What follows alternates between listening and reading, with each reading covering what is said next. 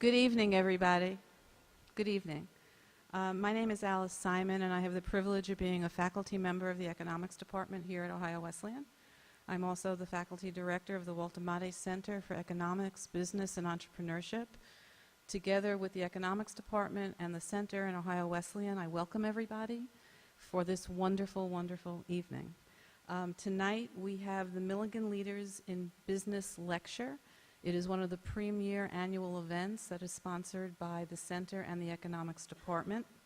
The Milligan Leaders in Business Series is one of our main events that brings prominent business leaders to campus. As noted in your programs, the lecture series was created in 1992 and is made possible through a generous endowment that was established by Robert Milligan, affectionately called Bill. He was the class of 1922, and together with his wife, Mary, they started this program. Bill double majored in business administration and psychology. He had a distinguished career in the Pure Oil Company, where he became president in 1954, chairman from 1965 until his retirement in 1971.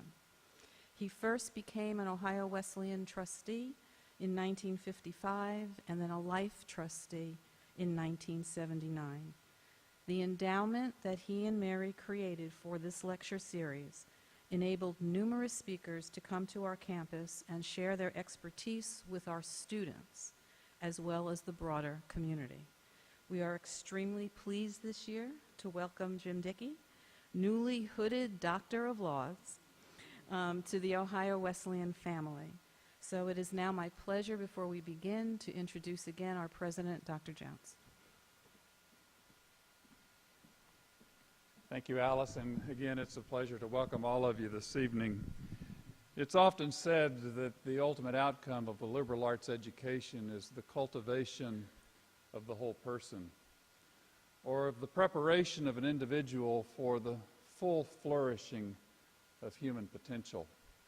When I think about what it means to cultivate the whole person, to prepare an individual for full flourishing, I think about the preparation for a life of an engaged mind, of an intellectual curiosity.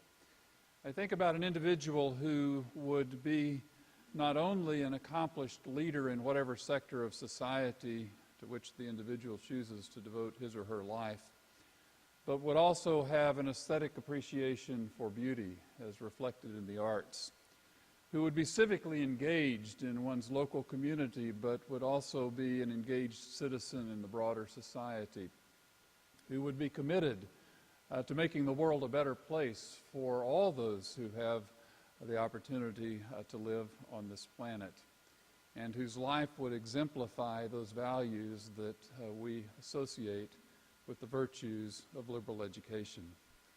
And when I think of that, and I think of those who exemplify those values and whose lives reflect those virtues, no one stands as a greater exemplar for me than Jim Dicke. I had the opportunity to meet Jim for the first time about 8 years ago. I was new on the job as the president at Ohio Wesleyan, and Jim was one of the first individuals to step forward to participate in the President's Circle that would help launch new initiatives, most importantly the OWU Connection, that now has sent hundreds of students beyond the borders of the campus for travel learning courses, for theory to practice experiences, and for other opportunities to connect classroom learning with practical real-world experience. Jim's not an alumnus of Ohio Wesleyan, but many years ago his grandmother endowed a scholarship here in memory of her husband, Jim's grandfather, who himself was not college educated, but whose life reflected the leadership that Jim would reflect in his life. And through that scholarship, Jim developed a relationship with Ohio Wesleyan. He continued to help that scholarship grow. And we talked on the phone one day, and he said, "You know, I've walked your campus. You don't know that I'm there. But I am there from time to time." And so we agreed that he would come for lunch, and we got to know one another. And over the last 8 years, I have benefited greatly from his wisdom, from his exemplary reflection of the virtues of liberal education, one example of which is periodically, 2 or 3 times a year, I receive a package from New Bremen, Ohio, with a book that Jim has read. It's one of the dozens of books I think he reads each week. He's one of the most well-read people I know. With a little note commending the work to me, and I know that if it comes from Jim, it's worth the time, and I'm eager to read it. Over the course of recent years, Jim has introduced Ohio Wesleyan to the Horatio Alger program and has taken that program as it exists nationally and made it local here at Ohio Wesleyan through his personal support of a number of our students. But it was already local at Ohio Wesleyan because at the national level it was founded by our alumnus, Dr. Norman Vincent Peale. And so there's really an extraordinary continuity of relationship there. I don't want to take more of Jim's time because we're here to hear him this evening. But tonight we have the opportunity to hear not only an accomplished leader in business, which indeed is the purpose of the Milligan Lecture, but to hear one who exemplifies in the greatest ways the virtues and benefits of a liberal arts education, Jim Dicke. Jim, welcome.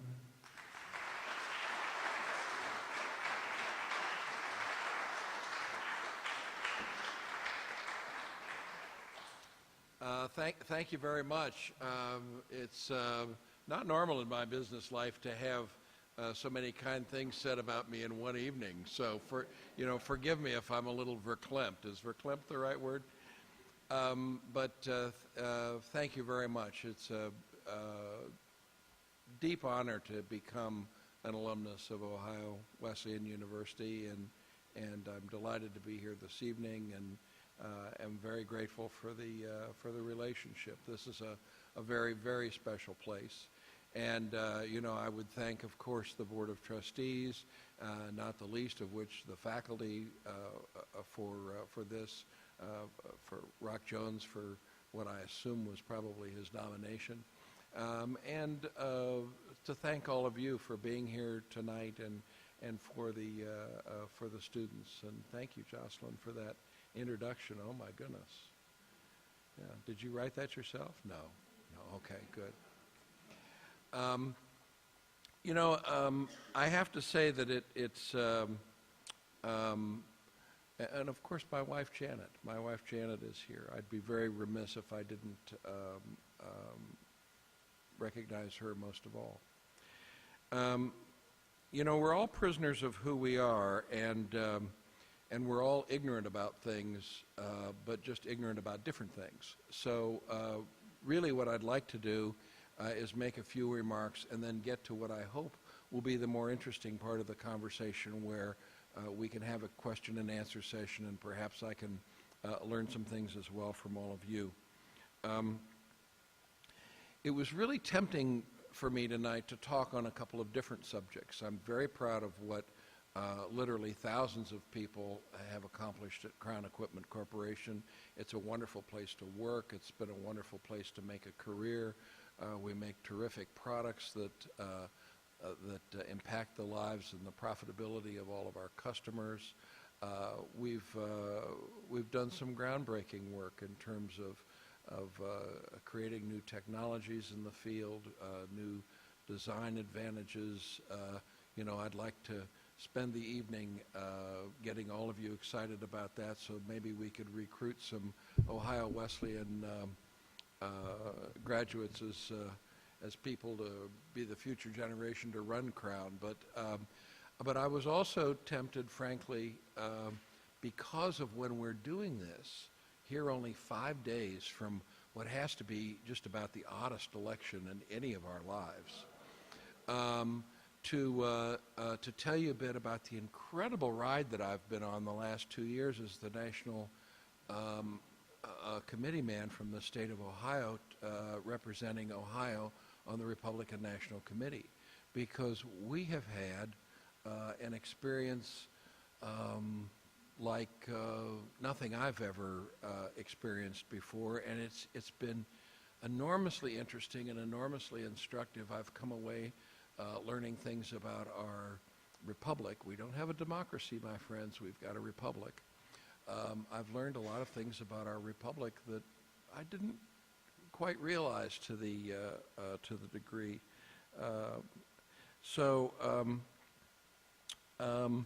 The third thing that I was sort of tempted to talk about is how this revolution that we're all facing, not just Hillary Clinton is facing it, but the revolution that all of us are facing with the way communications have changed our interactions and created sort of an entirely new world.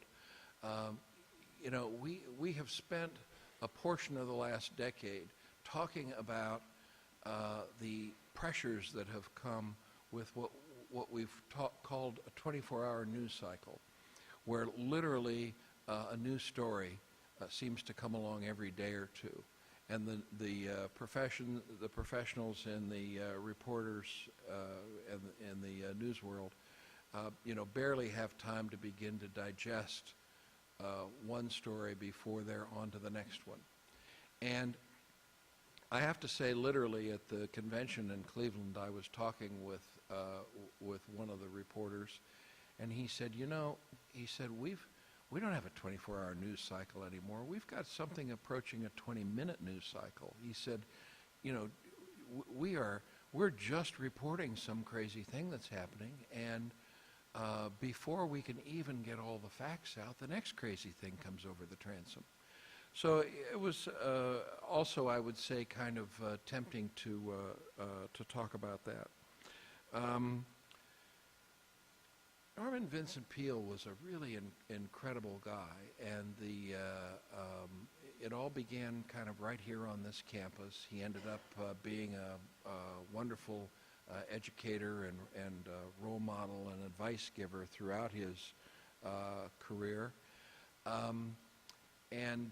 You know, he would be the first one to say, when you talk about a subject like leadership, you shouldn't use checklists. And so I'm not going to give you a checklist. And the literature on this subject is so enormous, and there's so much that could be said that, you know, at the most, you know, if we were here all night, we would just scratch the surface, and none of us want to do that, especially you. So my thought is really, let me just make a few observations, and then we'll try to go to questions and answers. Rock made a really, where's Rock? There's Rock. Rock made Dr. Jones, excuse me, made a really terrific point when he talked about using both sides of your brain. And in my case, that's been an interest in art. The college that I did go to, Trinity University in San Antonio, is a liberal arts college, very much like Ohio Wesleyan. Actually, one of the reasons that I feel so at home on this campus is because it's very much like the college where I attended in Texas. And I've always felt, and our family has always felt, that a liberal arts education really leads to a wonderful opening of doors and something of a lifelong curiosity, not just about your field of interest, but about a wide range of subjects. In my young business life, I had a doctor point his finger at me and say, the problem with guys like you is that all you do is deal with people. All day long as a businessman, you're dealing with people. Then somebody asks you, well, you know, will you go on the board of the such and such an organization? And you agree to do it, and that's just more dealing with people. He said, you need to do something with your life that deals with a thing that does not deal with people. I said, you mean like golf? And he said, golf works if you play golf alone. He said, you can't play golf with somebody else, or that's just more dealing with people. He said, I said, well, I'm not a golfer anyway. He said, well, what do you like to do? And I said, well, when I was in high school, I liked painting. He said, take up painting. So I did. I took up painting and did the normal Jim Dicke thing. I read a bunch of books on the subject, got interested in art collecting. My wife was an elementary education teaching major with her teaching field in art. So the two of us both got interested in doing some art collecting, and we created something of a collection of art, mostly American art. We have a few things that are not American, but most of our collection is about our own country. It's about American art. I have to say that Dr. Reed was right. Using both sides of your brain is a wise thing to do. I gave the same advice, frankly, to my son, and I quoted Dr. Reed, who actually also happened to be my uncle. So I quoted Uncle Al to our son, and our son is a dedicated woodworker. He has a wood shop and makes beautiful furniture and does things. And we all can't spend many hours in the week doing that sort of stuff. We do have to have a job and make a living, but having that kind of outlet, I think, is enormously important. One of the things, if the topic of this evening is to talk about leadership, is to think about what a lot of people in the business literature call benchmarking. Benchmarking is when you look at how another company does something and you try to assess whether or not there are improvements that you could be making in your own company to reach that higher benchmark of performance. I would put it a little differently to you, and I would say that you ought to have a sense of what other organizations you admire and why you admire them, what other people you admire and why you admire them. Who are your heroes? Everybody ought to have heroes. They ought to have heroes that, perhaps are famous people that aren't with us anymore. They ought to have heroes that are part of their own lives. And this was not in the remarks that I was thinking about because I didn't know that he would be here tonight. But one of my heroes is Bob Gillespie, who's here in this room. He's one of your alumnus. He's a lifetime trustee. Bob and I, he was our banker.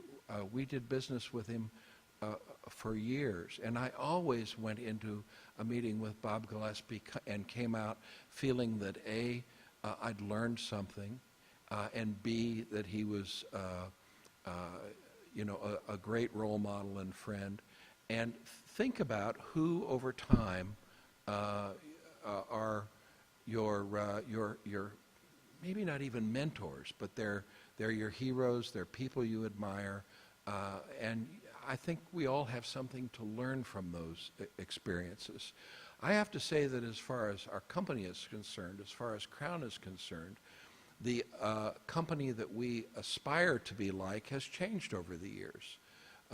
There was a time when, I won't start naming names, but there was a particular company in our industry who I thought had a lot to teach us about how to be successful in our industry.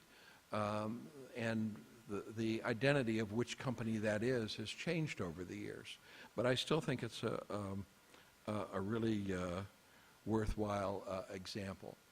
I would also suggest to you that you think about the fact that leadership situations are different in different circumstances. If you think for a moment about a military squad, an infantry squad, and we see some of them on the news occasionally, breaking into a building and they've got their night vision goggles on and their guns and their helmets. Here are 12 people together in a squad, and they are trained and they practice to work together like a team, almost like a basketball team or like a baseball team, although those are bad analogies when you're talking about situations of life and death.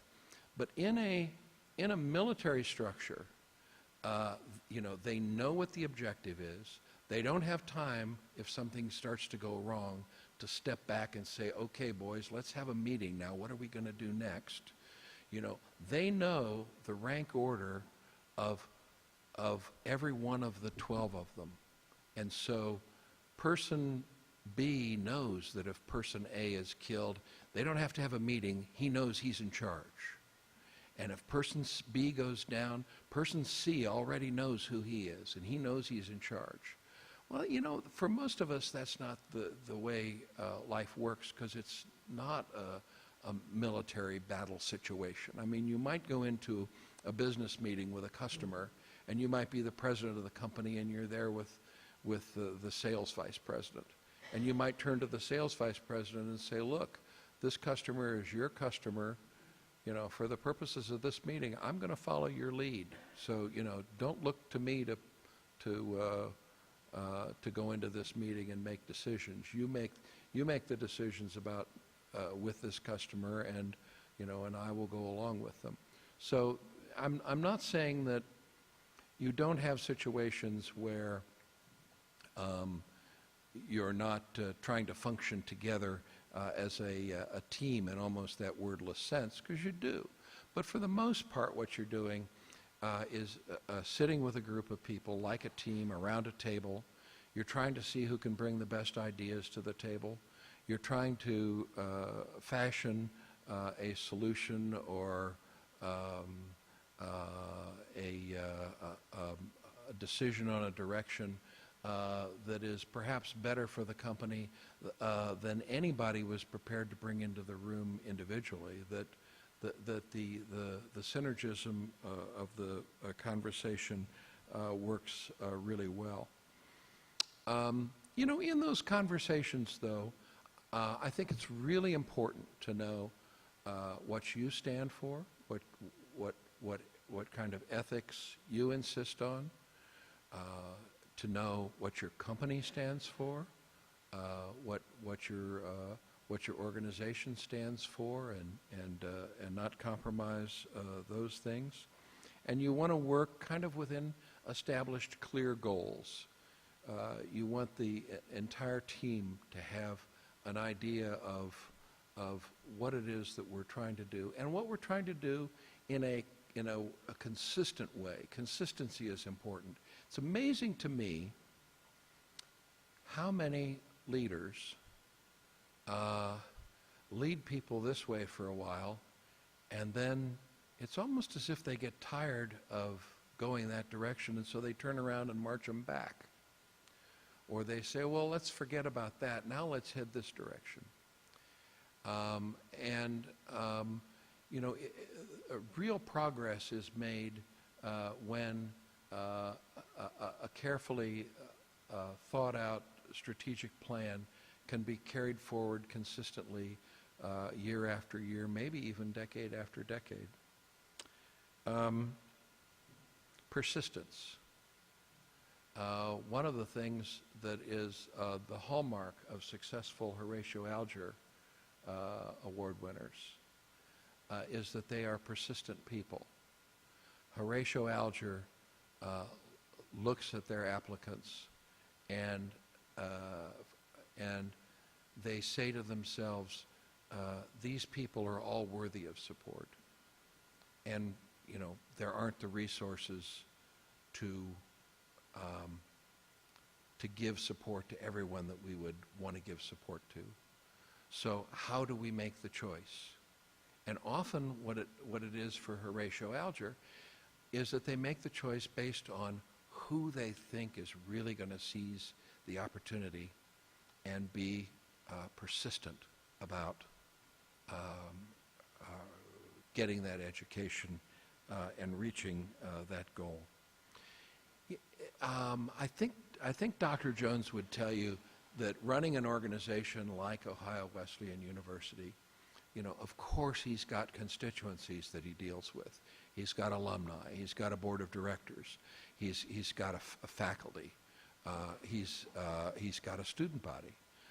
He's got donors. And sometimes I'm sure it must feel like he's balancing interests from people, all of whom have worthwhile things to say, but think the university ought to be marching in 3 different directions. And somehow he has to rationalize all of that and pull it together. These kinds of jobs really are 24-hour-a-day, 7-day-a-week jobs. Most of us live in a world where at the end of the day we can say, whew, and take a break and switch off and get some sleep and put our feet up and recharge our batteries to come back and work another day. For someone who is in the process of really having to lead an organization, that never happens. You're sort of on 24 hours a day. If something is happening bad right now on another part of the campus, it doesn't make any difference that it's 3 in the morning. It's Dr. Jones that's going to get the phone call. And it's not just like that at a university. It's like that in any situation where the leader is really responsible for pulling together the organization. And it's important for a leader to do 2 things. It's important for the leader to do about 22 things, but let's just talk about 2 of them. First of all, don't collect monkeys. I'll tell you what I mean by that. Often people will come to see you if they're looking for a decision or they're looking for leadership, and they'll say, I have this problem. What should I do? And if you say, well, let me think about it, I'll make a few phone calls, I'll look some things up, and let me get back to you with that answer. The right thing to do is to say, what do you recommend? Why do you recommend that? And don't let them come into your office and leave a monkey with you. Make sure that when they leave your office after that conversation, they're taking the monkey with them, that the next step is still with them. It hasn't just been passed to you. And if you're not a leader that, if you're a leader that takes monkeys and collects them and has a responsibility to get back to everybody with decisions, you're not going to be as effective as you can be the other way. The other thing I would say to you is don't be moody. I won't mention any names, but there was a fellow that I worked for very early in my career. I was still a college student, and I worked during the summer. And I would show up to the office every morning. They were long days. We'd start, 7 in the morning, and we'd usually be there till 7 in the evening. And people would always say, what kind of mood is he in today? Is this going to be a good day or a bad day? Is he happy? Is he upset? What's he, should I save this subject for tomorrow? Is he in a bad mood today? I would say to you, please try to foster being the kind of person where the folks that you're working with don't have to ask what kind of mood is he in today.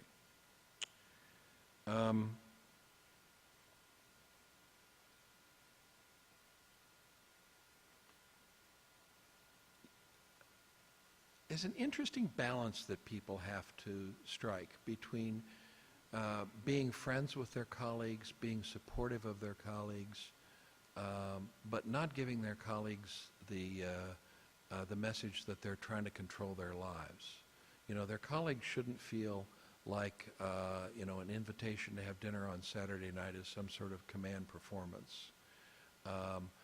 Often there is a real misunderstanding between people who are leading organizations and people who are part of that organization, where the leader is just trying to be gracious, but the person who's not the leader feels that his life is being too much controlled. I would say try to let the people that you're working with have their own lives and not feel as if they're at your beck and call all the time, and that you're going to be demanding of their time. Ask good questions, of course. I think you don't have to be in charge to ask good questions. And, many times I'm in situations where I'm not in charge. I'm part of a committee. When I was on the Export Council in the Commerce Department, I had no authority. The the only real role that I had was to try to ask good questions. And, you know, the best questions are usually not threatening questions. They're usually not questions that are designed to show how smart you are or what you've read. You know, they're sincere questions. They're questions that seek illumination of something that you just don't understand or you find confusing. But ask good questions. Be healthy, get sleep. Is that pretty, I mean, it's amazing how many people don't get enough sleep. They go through their whole lives not getting enough sleep.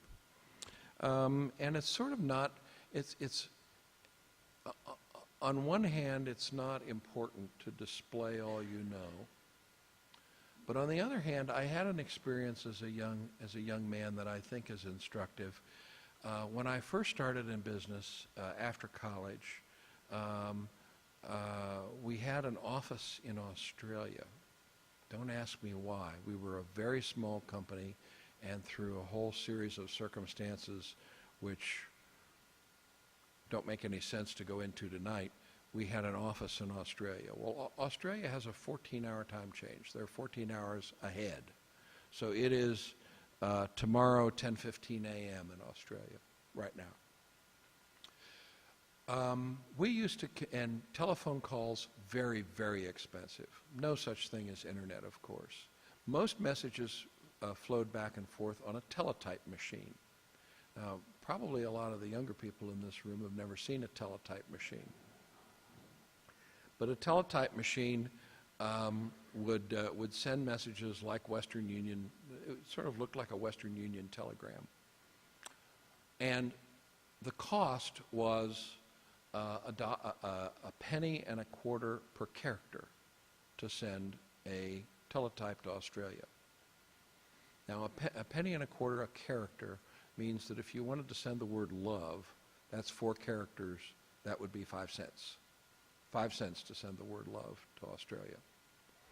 So we spent a lot of time crafting messages that tried to be short because it was expensive to send a long message. So instead of saying chocolate, you might say CHOC. Instead of saying Wednesday, you might say WED. I discovered early on that in the long run, it was cheaper to send a message that was not abbreviated in a confusing way.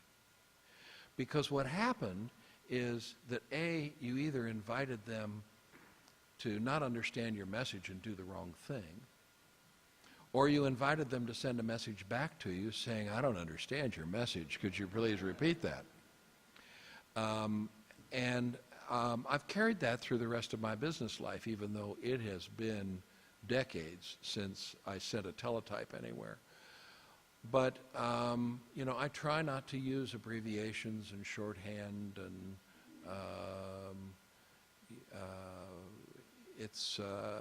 you know, it's amazing how frail human communications is, even when all parties are trying their best. And so, you know, I think that's that's been something that in my life has been fairly important. So how's that for a good short lecture,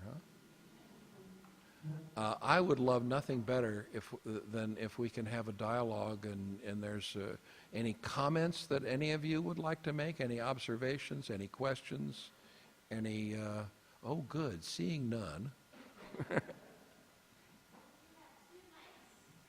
2 microphones.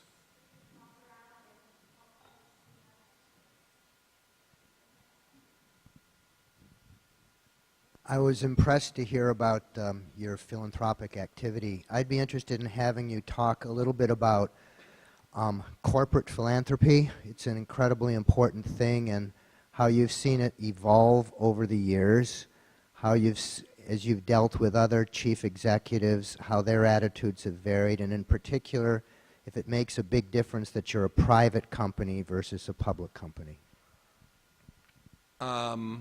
Well, I think it probably does make some difference that you're a private company versus a public company. I'd probably start by saying that I think most corporations have two buckets. They have money that you might think is philanthropy, but really for them, it's product promotion. And so when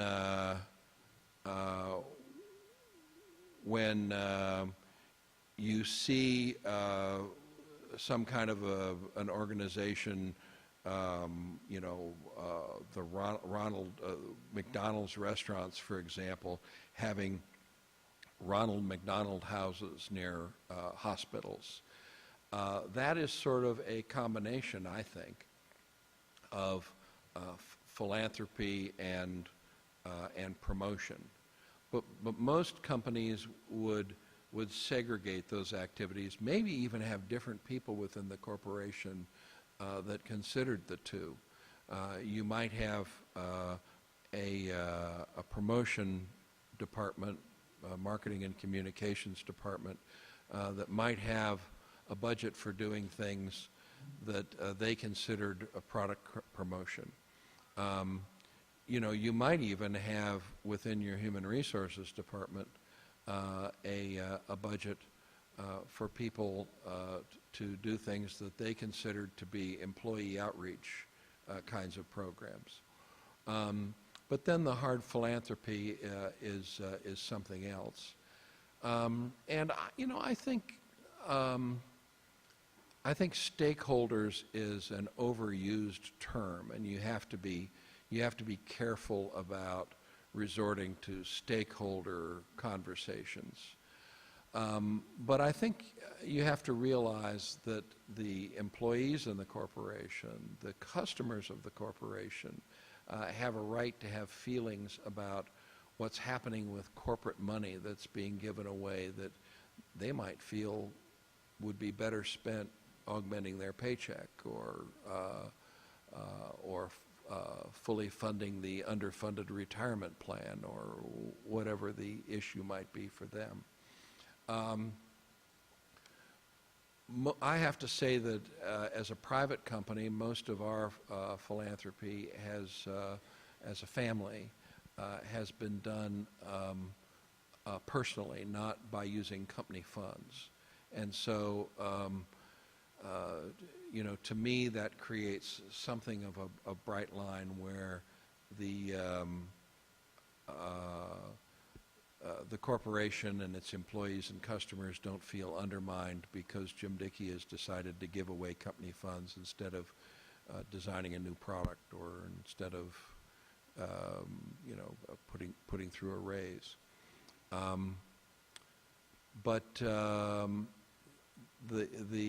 also think it's important that the philanthropy that you do has some sort of focus and theme to it. It's really easy to give away money. It's very, very hard to give away money in a meaningful way that will truly make a difference and impact people's lives. For us, for the most part, that's been education. That's been the overriding rubric of the decisions that we try to make. I read a wonderful book some years ago about a Texas fellow named George Breckinridge. And George Breckinridge made a lot of money during the Civil War doing a number of activities. He was a lifelong bachelor. And towards the end of his life, it was just him living alone with his sister. And they were two old bachelors, if you will. And George Breckinridge decided to start giving away money. And so he had gone to the University of Texas. So he gave them a dormitory. Dormitory burned down. So he gave them a science building. Science building caught on fire, burned down. So he gave them an administration building. Administration building caught on fire, it burned down. And he decided that the only thing that lasts is the investment that's made in people. And beginning in the early 1870s, the Breckinridge Foundation has done nothing but fund scholarships, mostly for grade school and high school teachers. But it's done nothing since the 1870s but fund public teaching scholarships in Texas, and certainly has made a larger difference than George Breckinridge would have made by maybe building a fireproof dormitory. Not that fireproof dormitories aren't needed. I'm sorry, does that answer your question? Okay, thank you. Oh, we're going to get off easy tonight, I can see that. Yes. Okay. My 50th reunion year, and a number of folks were asked to comment on, people who'd had accomplished careers, to comment on what difference it made in their lives to have gone to Ohio Wesleyan, and more broadly put, to have enjoyed a liberal arts education. And to a person, they said that the defining characteristic that separated them from other capable people was the skill in various forms of communication that set them apart. In your experience running a great company for all these many years, how would you comment on that? I mean, what role does that play?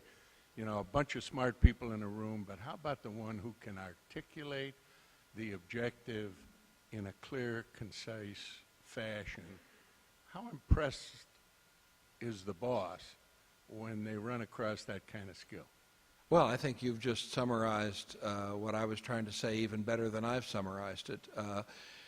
I think that's everything. I mean, when I was looking for colleges as a young person, the only kind of college I looked at were liberal arts colleges and universities. And if I was making that decision over again today, I would do the same thing. I mean,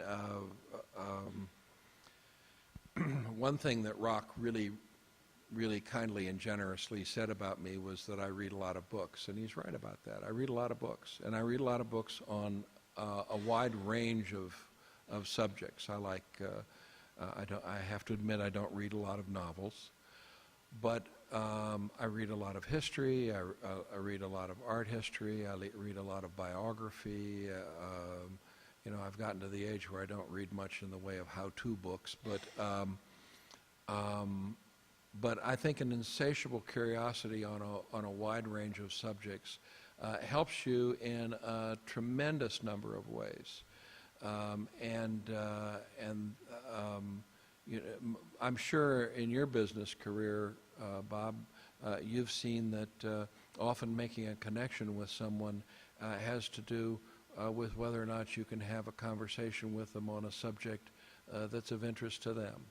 If they're a sailor, maybe they want to talk about sailboats, or if they're a history buff, maybe they want to talk about when they went to the Churchill Museum in London, and to have the interest in and the curiosity to have a conversation with them and learn more about whatever the devil that subject is that they're interested in.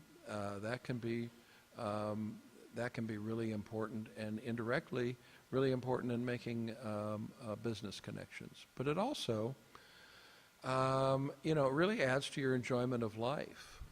You don't come to a place like Ohio Wesleyan to get an education, I don't think. I think you come to a place like Ohio Wesleyan University to get your fuse lit so that you begin the process of lifelong education that never quits.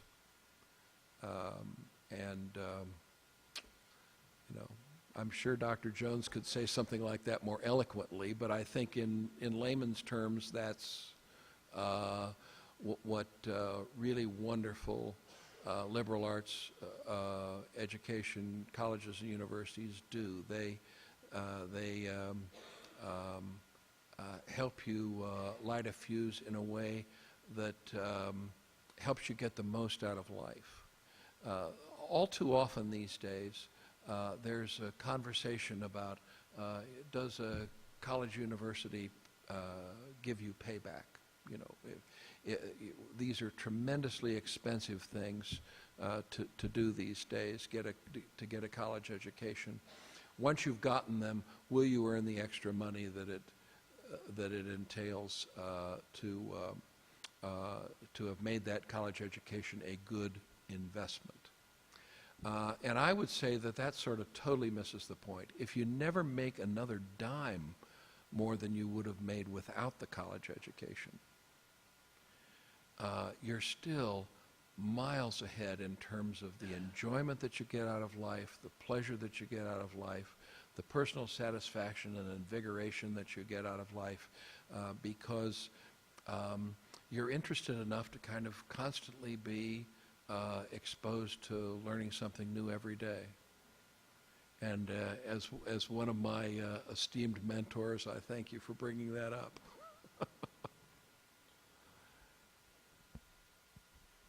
Yes. Good evening. Hi. I could address you as doctor now this evening. Oh. Have you been addressed as doctor before? Dr. Jimmy. There you go, Dr. Jimmy. Nice to meet you, Dr. Jimmy. Well, I'm Betsy. Thank you. And I'm curious, in your business career, have there ever been times where you've had to summon courage, where you've had to face fear in a circumstance, and how you found the courage to move forward? Well, thank you. You know, fear's an interesting word. About 10 years ago, I was in New York City, and my friend Brett Price and I, who's here in this room, were together. We were walking down the street in New York City, and we didn't look like we were together. Brett had been doing one thing all day and was in a blue jeans and a golf shirt, and I had been doing another thing all day and was in a coat and tie like this. And I don't think this mugger realized that Brett and I were together, or he would not have done this, because we didn't look like I think we didn't look like we were together. But he walked up behind me, stuck his hand in my pocket, grabbed my money clip, and as he was exiting my pocket, it tore my pants. And, you know, a lot of things go through your mind when that happens. And, you know, we reported it to the police. And got to remember, this was 10 years ago. This young policeman, who looked about 15 to me, said, "Well, you know, sir, this happens with older men." I said, "Oh, great. Thank you, Sergeant. I appreciate that." But the point of my story is, for a couple of months thereafter, every once in a while in the middle of the night, I would feel that guy's hand on my leg, and it would wake me up and startle me. So I'm not sure that's the kind of frightened you're talking about. But you know, of course, you get in tense business situations and the rest, and you know, I don't know that you have to summon courage as much as tell yourself that there are some good questions to be asked here, and I'll tell you another Bob Gillespie story. About 20 years ago now, we had a family member that wanted to exit our business, and he wanted to sell his stock back to the company, or back to the family, and the amount of money on the table was really enormous for us. Wouldn't sound so large today, but for us at the time, it was crazy. And I didn't know where we were going to get money like that.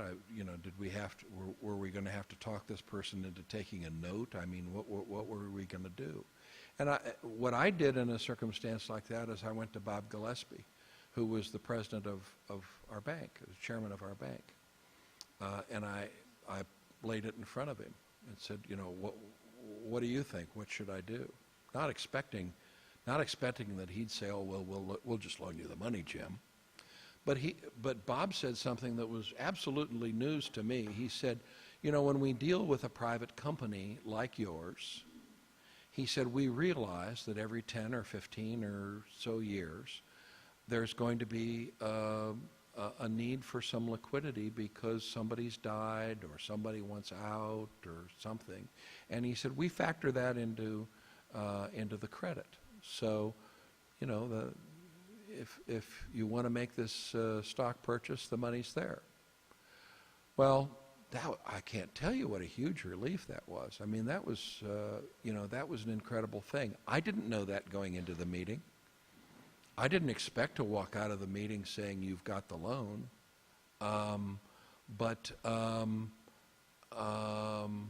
You know, you have to have the courage to ask wasn't even asking the question. I was asking for guidance. Is that responsive to what you were asking?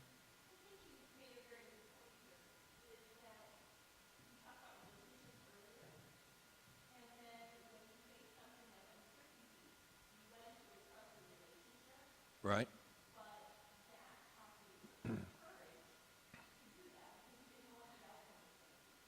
Right.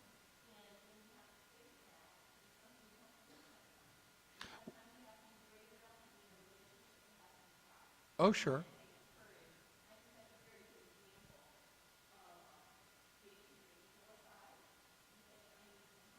Oh, sure. Oh, yeah. I mean, there's when a decision is made and we're going forward on something, I don't take it as a foregone conclusion that the decision is made in such a way that it's irreversible. If better facts come to light, and if we can, you know, if we can focus on the fact that we've now arrived at a place where we need to do things differently.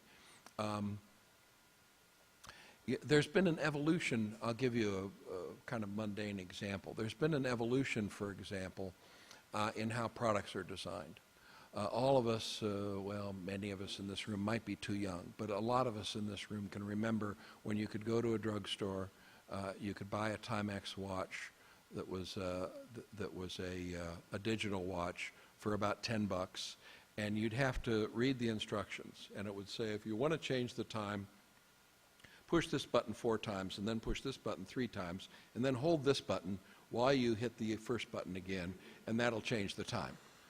And you'd say to yourself, holy cow, you know, who came up with that? That's crazy. Well, the answer was an engineer came up with that. And to the engineer who came up with that idea of how to change the time on that watch, he thought he was doing something that was innately logical. You know, everybody will get this. Well, today, when you design products, there are behavioral psychologists involved. You know, it's not just prettier. You know, when was the last time somebody handed you a new mobile telephone and you didn't sort of innately know how to turn it on? Maybe you hadn't read the instructions. Probably you can take an iPhone out of the box and charge it and get started in using it and not have cracked the instructions at all. And it's because there's a tremendous amount of work that goes into intuitively designing those products. When you hear an email coming in and it goes ding, that ding is not something that an engineer decided on his own. There were people with a background in the arts. Perhaps they were music majors at Ohio Wesleyan University, and they're helping design products that have just the right ding, so that you want to buy the product, so that you're willing to pay extra for it because you're not quite sure why you like it, but part of why you like it, without even realizing it, is that crazy ding. So, is that better? Does that help? Okay, all right. Yes.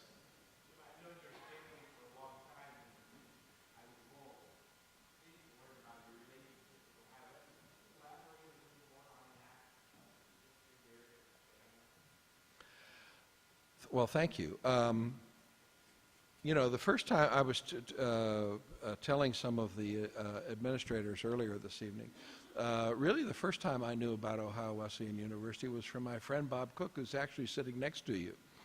And Bob and I not only were colleagues together for many years in New Bremen, Ohio, and New Knoxville, Ohio,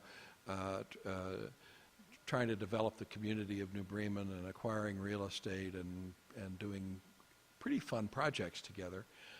But Bob was an Ohio Wesleyan University student, and although he's a couple of years older than I, we were buddies when we were kids. We were buddies when we were 15. And the first time I ever heard of Ohio Wesleyan University, Bob said to me, "You know, I'm going to this really great college. You ought to come look at it." And honestly, at that point in time, I really wanted to go to college somewhere other than in the Midwest. I had been raised in the Midwest. I thought I knew I wanted to be a part of the family business after college. I'd gone to high school in the Midwest. I really thought that college was maybe my last chance to live somewhere else for a while. So I looked at colleges and universities in the East and in the South, and I ended up going to school in San Antonio in Texas, but I didn't look at a single school in Ohio. I think this is such a simpatico choice to the place that I ended up going that I think I'd have been very intrigued with Ohio Wesleyan University had I seen it when Bob first made that comment to me when we were teenagers. After that, the connection with Ohio Wesleyan University really happened through my grandmother. My grandmother decided that she had some stock in the company and she wanted to use it to create she'd gotten the stock from her deceased husband, my grandfather, and she decided that the emotionally fulfilling thing for her to do with the stock was to give it somewhere to set up a scholarship in his memory. And she turned to her attorney, who was a guy in Dayton, Ohio at a law firm called Smith & Schnocky, a fellow named Ford Dicke. And you knew Ford Dicke? Oh, okay. Well, Ford Dicke was either a trustee here or he was on the advisory board or he was what? Yes. Yeah, okay. Anyway.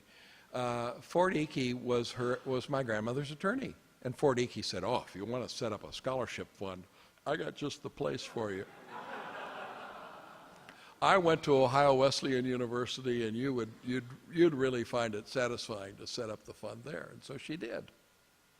And so this became one of those places that I would sort of visit occasionally and walk around on the campus only because I knew that this is where the scholarship was in my grandfather's memory. You know, the same way one year when I was driving through New York State, I stopped in Ilion, New York to look around because that's where my dad was born, and nobody had been to Ilion. My dad was born in 1922. Nobody had been from our family had been in Ilion, New York since about 1925. But I thought it would be interesting to see it because that's where my dad was born. So that was really the second connection, and then later, and about the time Rock came and I met Rock, I decided that you know, I should do a little something every year to supplement the scholarship fund at Ohio Wesleyan because the inflation of the 1970s had a way of eroding the buying power of those scholarships, even though the university had done a wonderful job of investing the funds and the scholarship fund had grown over the years. The what I call the Jimmy Carter years had really decimated the actual purchasing power of endowments for not just colleges and universities, but all kinds of organizations that had endowments all over this country. And so I thought, well, you know, I've got I should have something of a responsibility to fluff up, that's the slang expression I use, fluff up the money that was in the Carl Dicke Scholarship Fund. So I started making donations here and developed a relationship and an admiration for Rock Jones, and then you know, as I became involved with the Horatio Alger organization, I was really struck with the coincidence that Norman Vincent Peale was a graduate from here. So it's you know, some of the interesting things in life have a way of coming from about 3 or 4 different directions at once. But this is a very special place, very special. Did that answer? Oh, okay. Oh, thank you. It's a lot of fun. What she's referring to is that as part of the redevelopment and restoration of New Bremen, we decided that we needed needed something of a tourist attraction, and Bob helped me work on this. We worked on this for, oh gosh, must have been a decade, Bob. Anyway, we had all kinds of crazy ideas. My father thought we ought to buy a fire truck collection because he always liked fire trucks. But can you imagine building a building for a fire truck collection? Oh my gosh. I was glad the day we were able to talk Dad out of that. The Bicycle Museum of America in Chicago at Navy Pier had gone belly up. And they were taking the entire collection of the museum and they were putting it at auction. It was being auctioned at the Leslie Hindman Auction House in Chicago. And I know Leslie, she was a YPO'er. She was in YPO. And so I called her on the phone. I said, they don't want to auction that collection. I said, why don't you just, you know, make some sort of a deal with us and we'll buy the collection. She said, Jim, you don't understand. She said, there's a trust that owns these bicycles, and there are 17 people that are beneficiaries of the trust, and the only thing that they could agree on was that the bikes ought to be auctioned.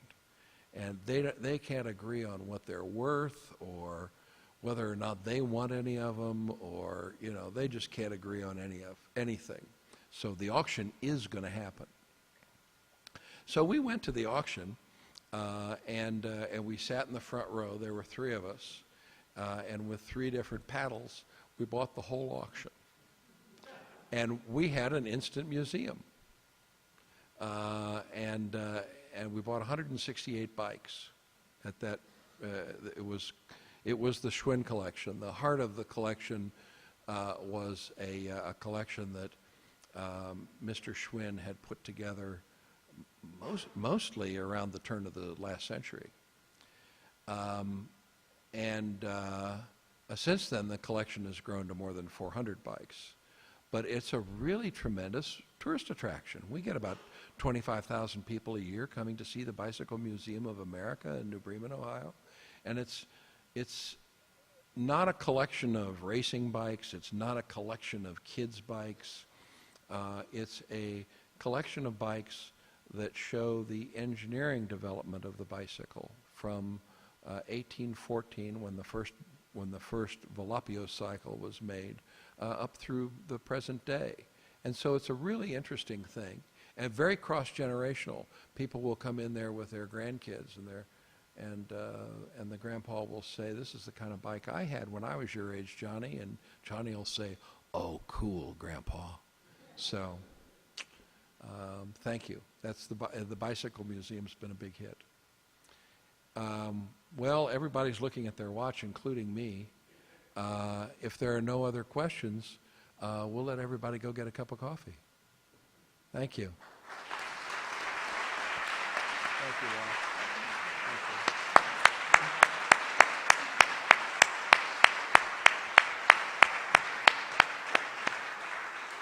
I know you all joined me in thanking Jim for sharing his wisdom and knowledge and counsel this evening, and for all of the ways that he supports not only Ohio Wesleyan, but so many important causes that make life better for so many.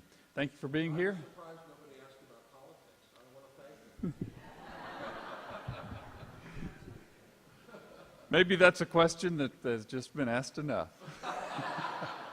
Thank you all.